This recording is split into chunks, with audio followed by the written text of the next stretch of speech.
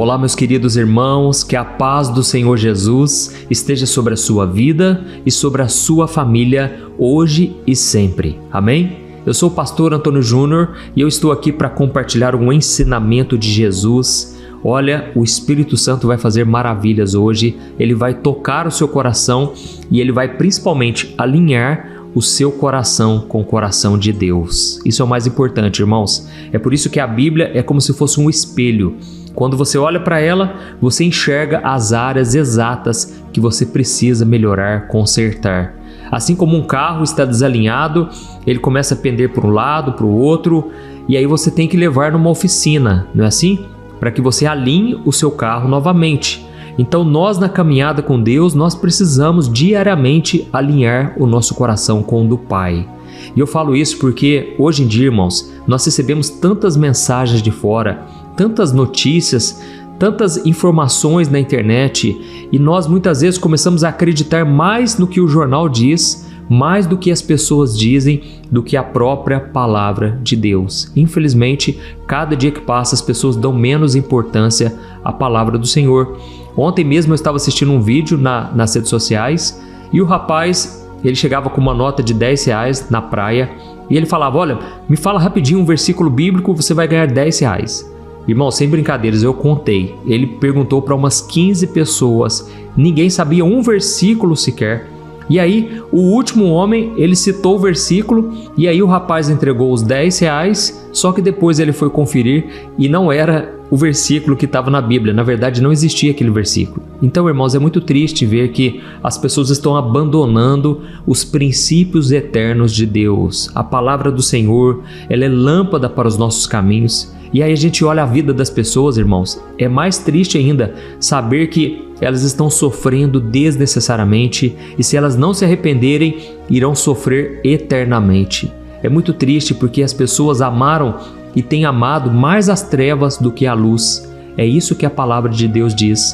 Jesus veio ao mundo, mas as pessoas não quiseram a luz, porque elas queriam o que é mal, o que é pecado. Elas não queriam obedecer à palavra do Senhor. E infelizmente, irmãos, nós temos visto dentro da igreja muitos ensinamentos também, muitas informações que têm afastado as pessoas do verdadeiro evangelho. Irmãos, eu estava assistindo um culto esses dias atrás e o rapaz na pregação, ele trouxe uma mensagem assim muito coach, sabe? Muito motivacional, autoajuda.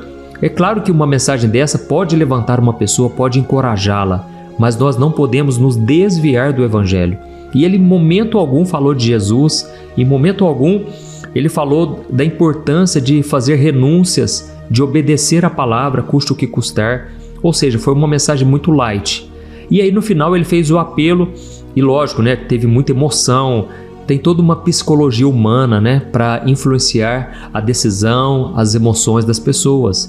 E aí ele fez o apelo. Eu posso estar errado, mas eu acho que umas 100 pessoas foram lá na frente e disseram que aceitaram Jesus. Irmãos, eu não estou aqui como juiz, tá bom? Eu não sou aquele que fica como um fariseu, julgando, observando a vida dos outros. Eu sei das minhas falhas e eu estou aqui apenas trazendo uma reflexão.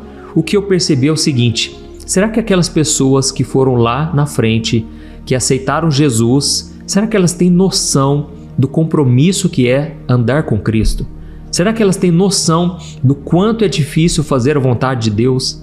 Será que elas sabem exatamente o quanto é necessário renunciar às coisas deste mundo para seguir Jesus?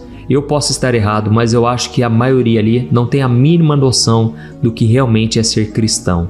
Irmãos, hoje virou moda dizer que tem Jesus no coração, que gosta da palavra, gosta dos louvores, mas irmãos, a gente vê pouco arrependimento, pouca mudança de vida, não é assim? Nós somos um país onde a maioria é cristão. Olha a situação da sociedade, irmãos. E não adianta colocar a culpa no governo, porque somos nós que colocamos eles lá. Então nós precisamos reavaliar os nossos caminhos. Então eu senti no coração de trazer uma mensagem onde Jesus, ele traz um alerta para as pessoas que queriam seguir ele. Porque Jesus, ele não queria quantidade, ele queria qualidade. Não é assim? Então, eu vou ler para você essa passagem. Antes, eu só peço que você se inscreva no meu canal, muito rápido.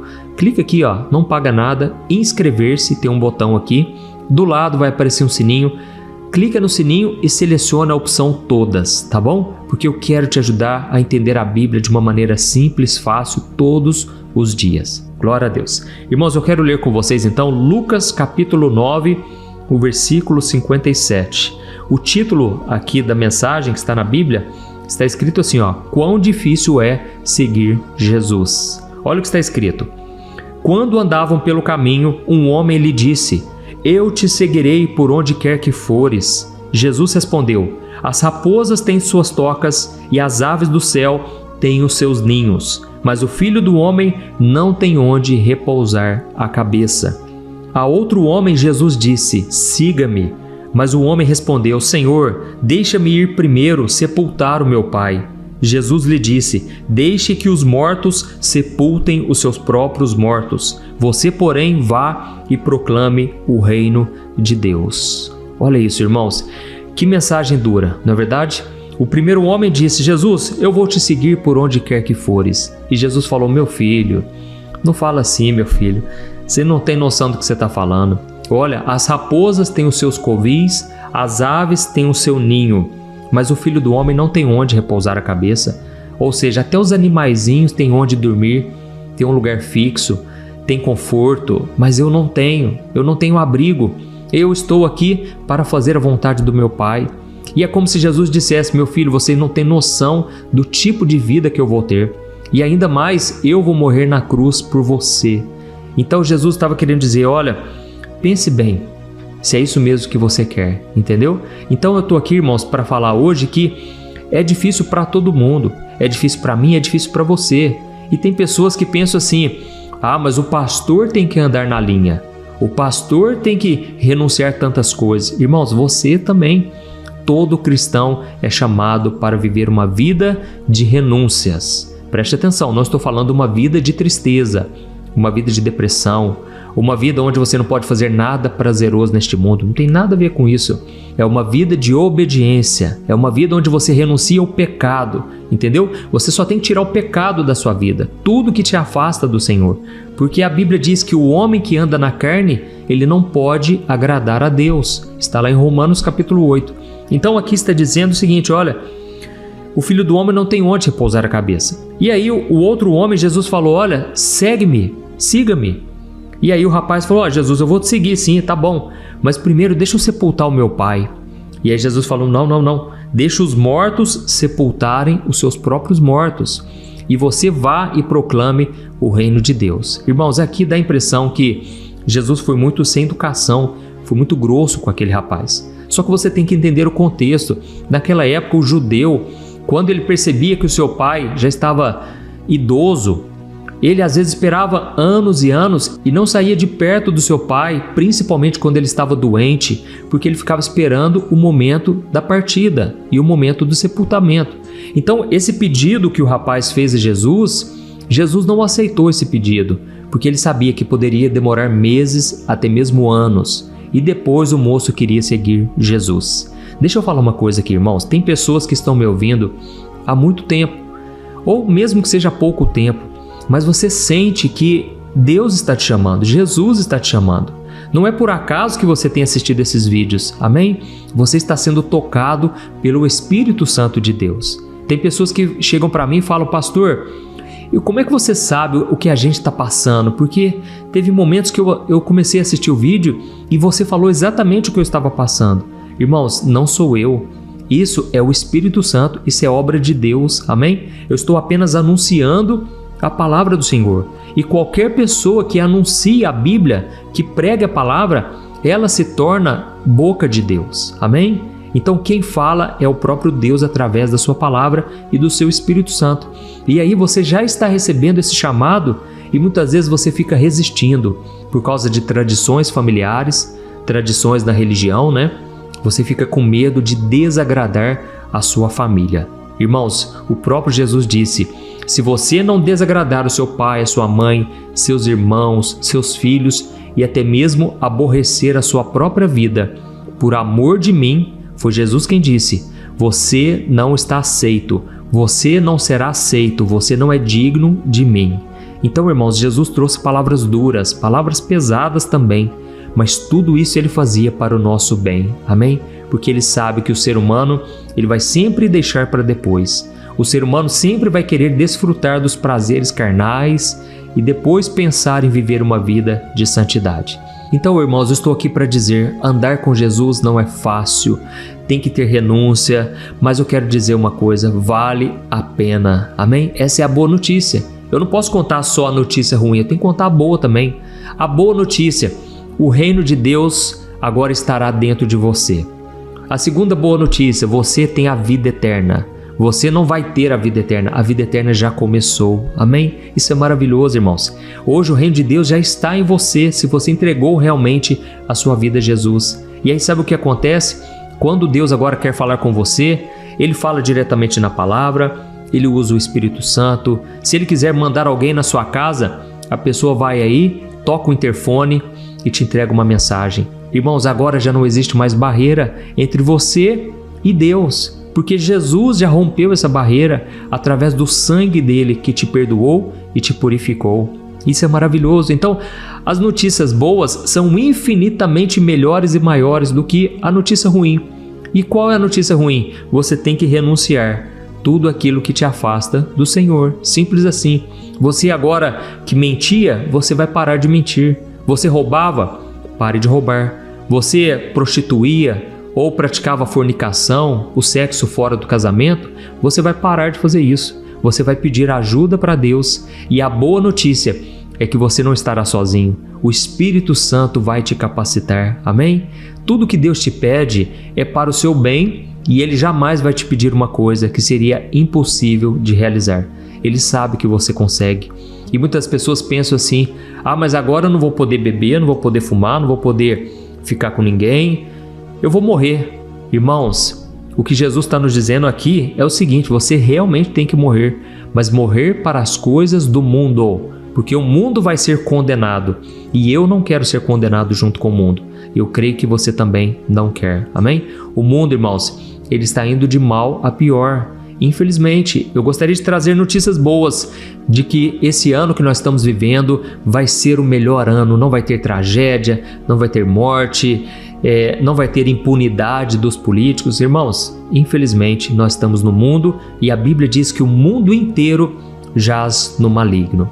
Então Jesus está dizendo o seguinte, olha, vocês precisam priorizar o reino de Deus e precisam estar dispostos a qualquer coisa. Tem pessoas que são chamadas para serem mártires, pessoas que vão morrer literalmente por Jesus. Elas vão para a cruz, elas vão ser castigadas, torturadas. E eu creio, irmãos, que essas pessoas terão um galardão enorme no céu.